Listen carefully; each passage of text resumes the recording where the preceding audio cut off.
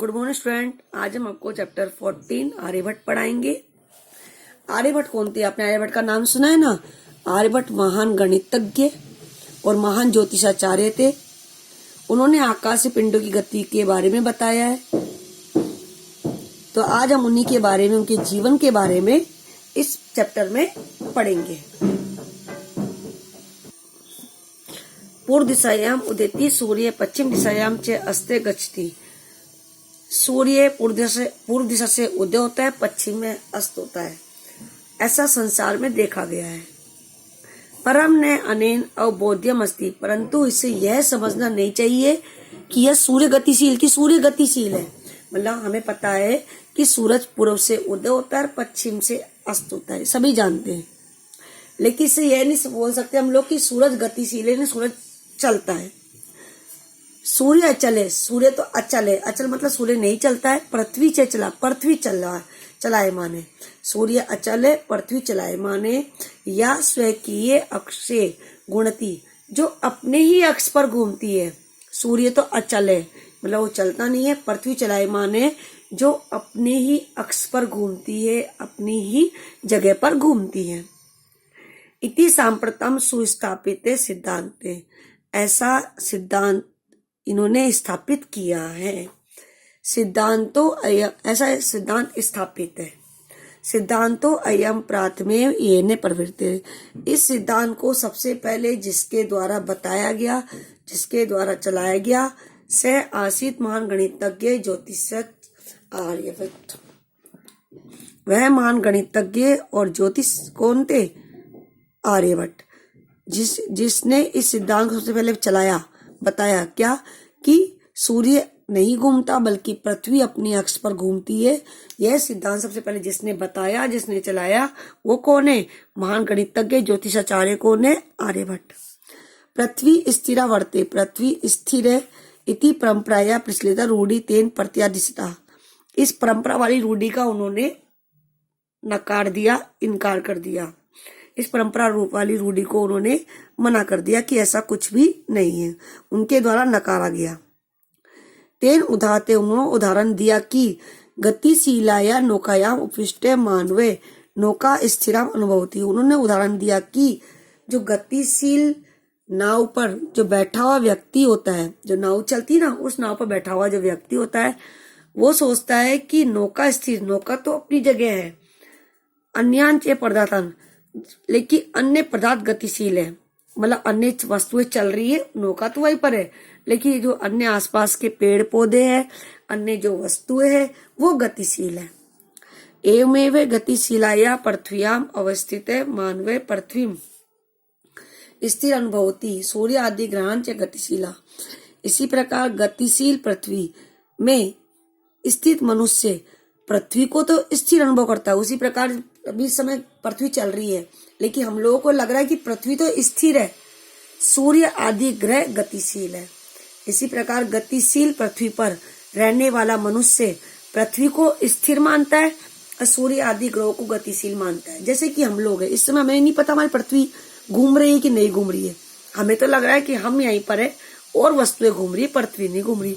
तो वही कह रहा है वो कि इसी प्रकार पृथ्वी पर रहने वाला व्यक्ति ये सोचता है, पृथ्वी पर रहने वाला मानव ये सोचता है कि पृथ्वी क्या है? स्थिर है, और सूर्य आदि ग्रह गतिशील है, चलायमान है। पुनः हिंदी रिपीट कर रही हूँ, ध्यान से सुनेंगे आप लोग। इस चैप्टर में आर्यभट्ट के बारे में बताया गया है। देखो, सूर्य पूर्व दिशा से उदय होता है, पश्चिम दिशा में अस्त होता है। ऐसा संसार में देखा गया है। परंतु इससे यह नहीं समझना चाहिए कि सूर्य गतिशील है, क्योंकि सूर्य तो अचल है, सूर्य नहीं हिलता है, और पृथ्वी चलायमान है, जो अपने ही अक्ष पर घूमती है। अब यह सिद्धांत स्थापित है, यह सिद्धांत पूरी तरह मान लिया गया है।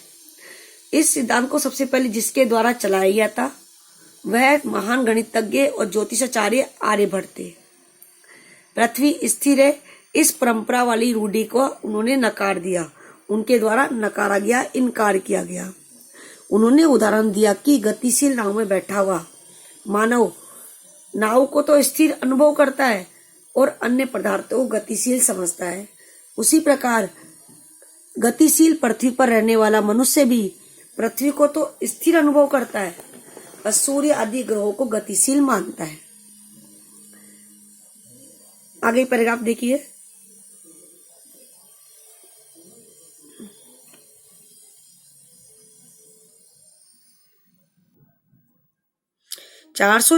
तमे शताब्दे आर्यभट्टे जन्मे लववानीति तेने विरचिते आर्यभट्टियम इत्यस्मिन् ग्रंथे उल्लिखितम्।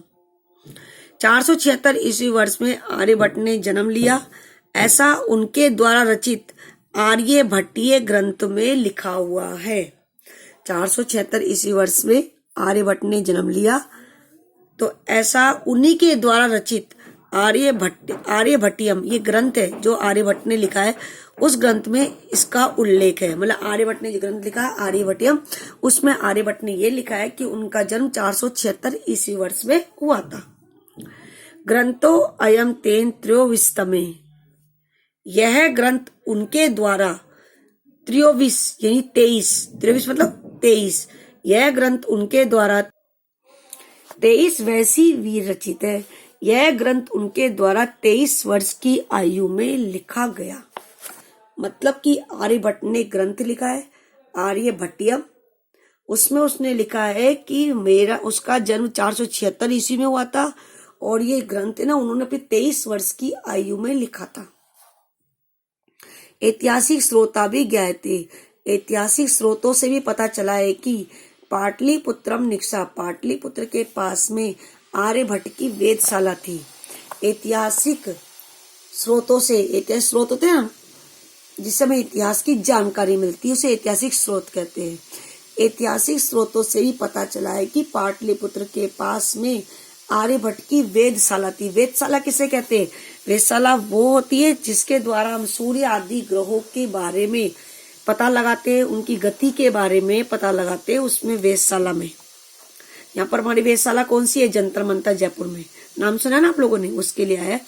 तो ऐतिहासिक स्रोतों से पता चला है कि पाटलिपुत्र के पास में आर्यभट्ट की एक वेधशाला थी जहां पर से वो सूर्य आदि ग्रहों की गति के बारे में जानकारी पता लगाते थे, जानकारी देते थे।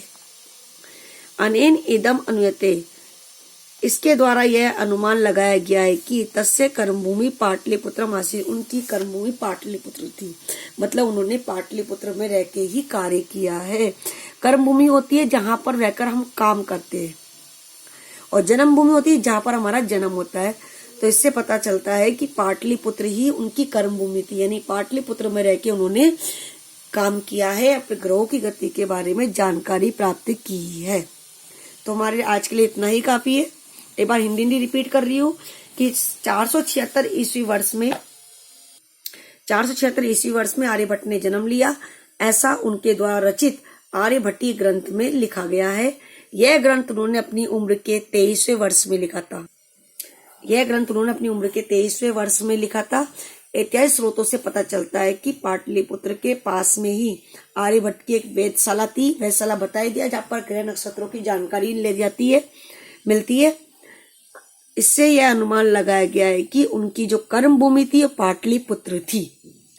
तो आप लोगों को इस चैप्टर का अनुवाद और प्रसंग स्वयं करना है। प्रसंग में आप लोग लिखोगे कि